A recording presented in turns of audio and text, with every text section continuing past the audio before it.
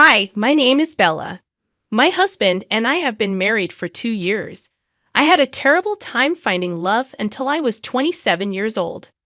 I went to an elite middle and high school for girls only, and then I went to a university for women only. After I graduated, I got a job as a receptionist at a big company. As you might expect, all of my coworkers were women. For most of the people in my social circle, business leaders would ask them to parties, but not me. I never went to those kinds of events. It was easy to understand why talking to guys made me so nervous that I couldn't even speak. People often told me how nice I looked, and I was asked out a few times. There were some nice guys at dinner, but they always told me, "You're pretty, but there's not much else to you." After that, it happened. The door to my fate opened. Can I ask Bella to go on a date with me? This is what Lex, who worked for one of our clients and always checked in at my desk, told me. Since he would only give me his contact information, people around us thought we were dating, but it wasn't true. I just smiled at him when he tried to start a conversation, like I did with everyone else. I really thought I would always be single, but when he told me, everything changed. May I suggest that we begin our relationship as friends? That was my answer. Got off guard. He nodded so excitedly that it looked like his head would fall off. He smiled as he walked into the office. I had never done that before. Guy questions like, "Want to have dinner?" had always been the norm up until now. "Free tonight." But when I was with Lex, I didn't get that sense. I only felt love. I was so happy. I went on a few dates with him, but I was still nervous and didn't talk much. The moment I knew he liked me for who I was, I knew. Is it possible for you and I to be together? To the point of tears, he was so happy. All of this took place on Christmas 2 years ago. At that moment, I was very happy and thought I would always have someone so loving in my life. But there was a hole in his armor when his business failed. Now it's been 2 years, and I'm 29. "Lex, you should probably wake up now," I told my husband, who was still asleep. Then I put on my shoes and left the house. I'm the only one making money for our family right now. My husband's business went out of business 6 months ago, and he hasn't had a job since. It's been hard for him to find a job. This business is in a bad field, and the economy is also bad. Sometimes he gets an offer for a job that pays only $2,000 a month, which makes it hard for him to commit to a new job. Even with all of this, I still support him. Our love isn't so shallow that it would fade if one of us lost our job. My pay has always been pretty low. We've never lived a fancy life. We rent a 2-bedroom flat that is more than 30 years old. It's a 30-minute walk from the train stop, and the building isn't safe. But I was ready to give up a lot of things so that we could keep living together. I thought my husband might still be upset about his company going out of business. He had a few job offers, and I waited calmly because I thought he'd find a good fit and feel better.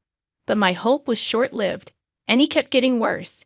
Even taking out his anger on me by raising his hand sometimes was a sign of his stress. He didn't leave any permanent marks, and I thought he must be hurting more than I was. So I put up with it because I wanted to help. Then, after a few days, he finally got a new job. He quit the business he was in before and went into a whole new one. He took the job because the new place was ready to hire him, even though he didn't have much experience. I felt better when he got it because I knew I wouldn't have to be his hitting bag anymore.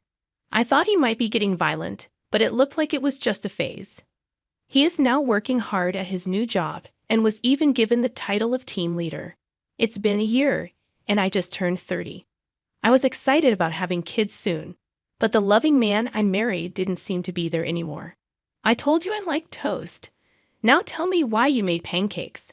Also, take out the pit if you're going to serve fruit. Little things started to make my husband mad, and he started saying mean things. Really, do you need to talk that way? Lex, you're an adult now. I snapped back. Take out the pit yourself. I was getting angry. In response, he hit the wall with his hand, which scared me. I don't like to argue, but I know in my heart that what he's doing is mental abuse.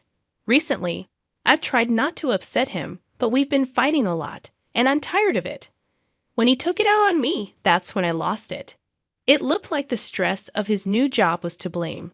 Soon after, he was made team leader, which showed how good he was.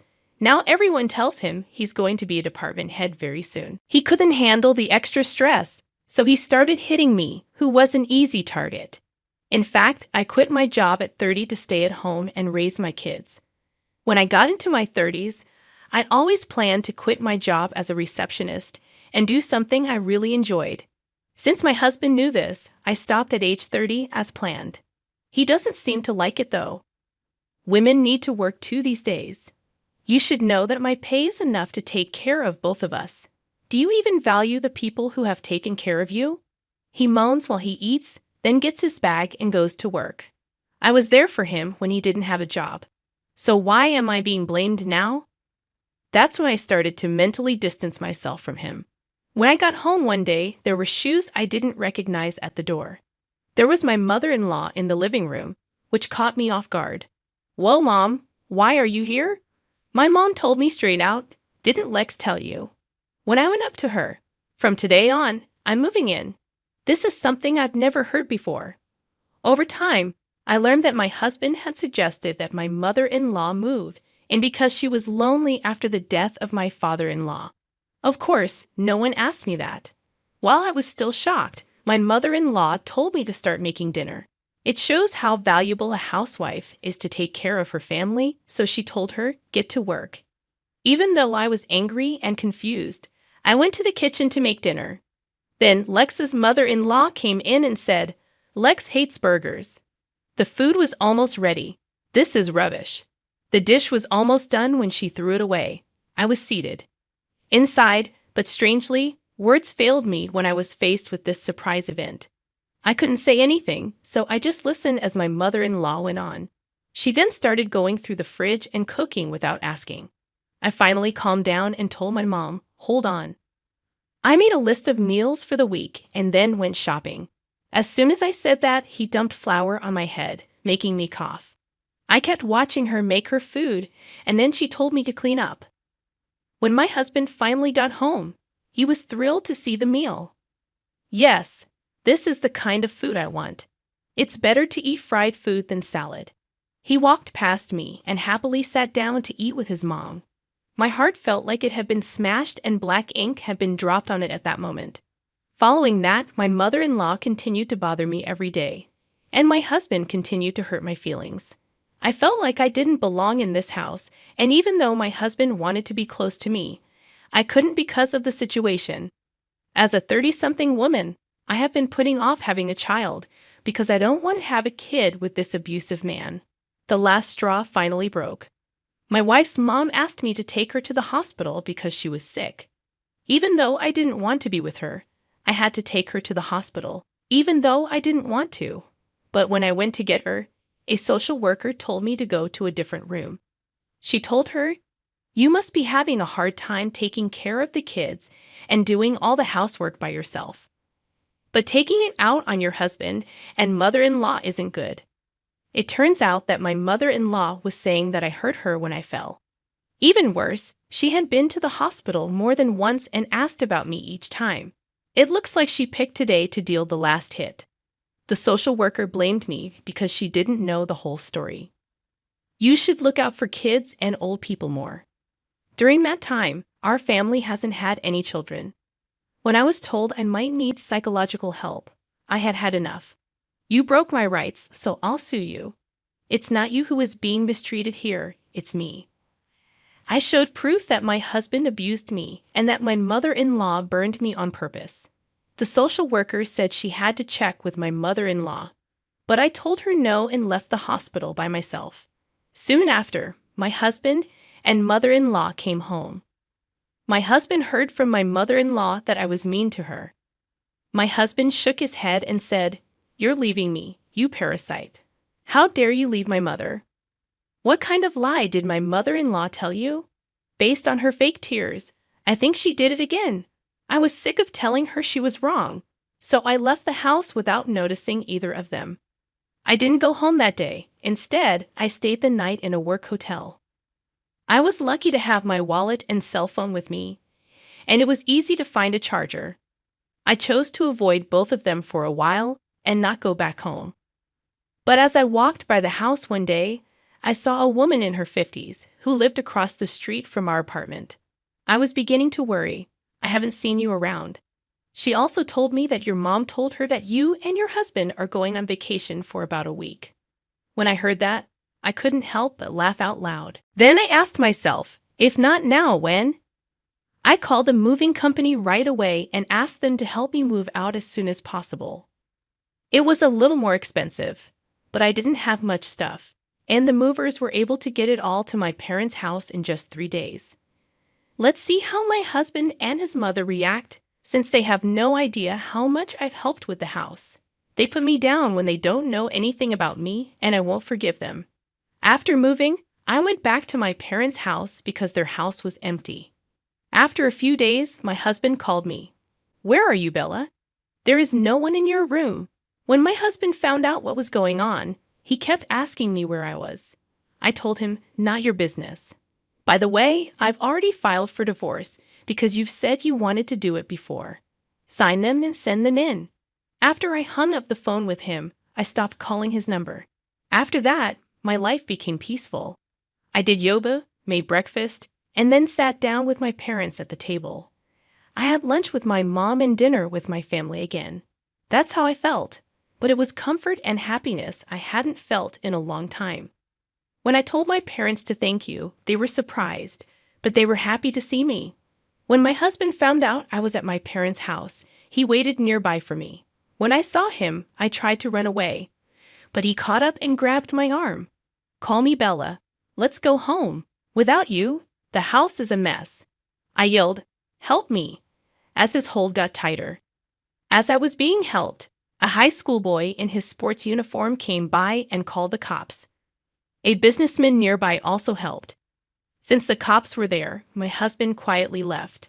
But as expected, my angry mother-in-law stormed into my parents' house. "How dare you make fun of my son in public? Oh, you and your family are a shame."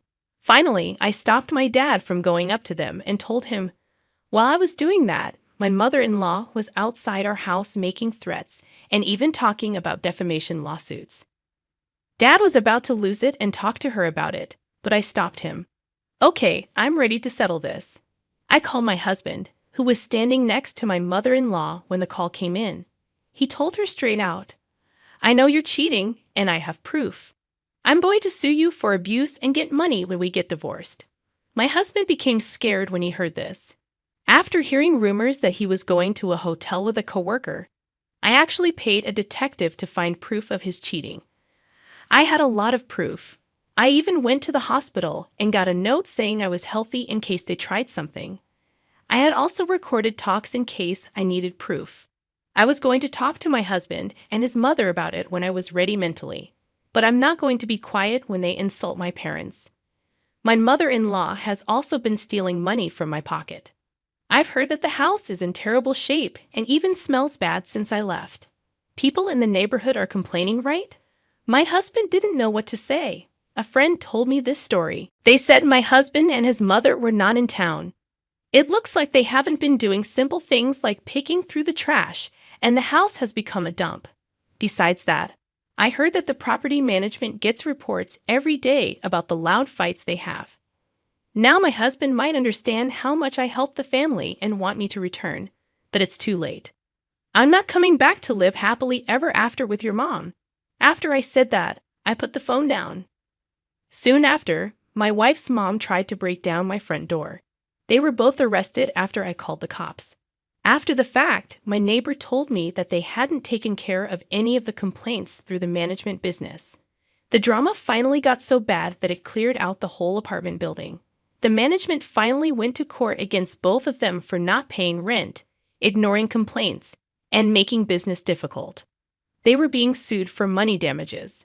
They were finally told by the court to leave and pay money for harm. They can't rent anywhere now because they're on a list of people who can't rent. It turned out that the rent wasn't paid because my husband made a mistake at work that cost a lot of money and caused him to lose his job. He quit his job and moved far away because he couldn't find another place to live in the area. He then ran into another problem when he tried to find new work.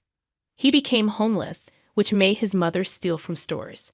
She was arrested for hitting a store worker who tried to talk to her. I read about this in the news online.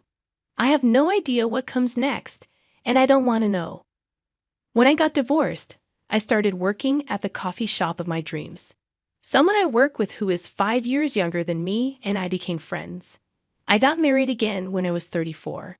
We opened our dream cafe when we were 40, and now I'm pregnant. I'm pregnant at a late age, but I've never been happy.